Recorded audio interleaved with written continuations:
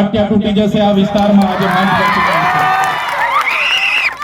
આજે અમે નર્મદામાં જમીનો આપી, નહેરોમાં જમીનો આપી, કરજણમાં જમીનો આપી, અમે આજે રેલવેમાં જમીનો આપી, નેશનલ હાઈવેમાં જમીનો આપી, કોરિડોરમાં જમીનો આપી, સ્ટેચ્યુ ઓફ યુનિટીમાં જમીનો આપી। આજે નહેર અમારા ગામડાઓમાંથી જાય છે, નહેરનું પાણી કચ્છ સુધી પહોંચે છે। મારા આદિવાસીઓને આજે પાણી આપવામાં નથી આવતું। શું વાત છે મારા આદિવાસીનો જે પોતાનું પાણી જોઈ શકે છે પણ લઈ નથી શકતો?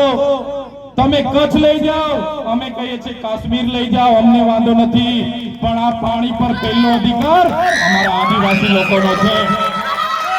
આ નર્મદાનું પાણી, આ નર્મદા મૈયા અમારી માતા છે અને નર્મદાનું પાણી અમારું જીવન સમાન અમૃત છે। આવનારા દિવસોમાં નર્મદાના નહેરનું પાણી અમારા આદિવાસીઓને નહીં આપવામાં આવે તો આ નહેર બંધ કરવા માટે પણ આપણે આગલા દિવસો આગળ આવીશું।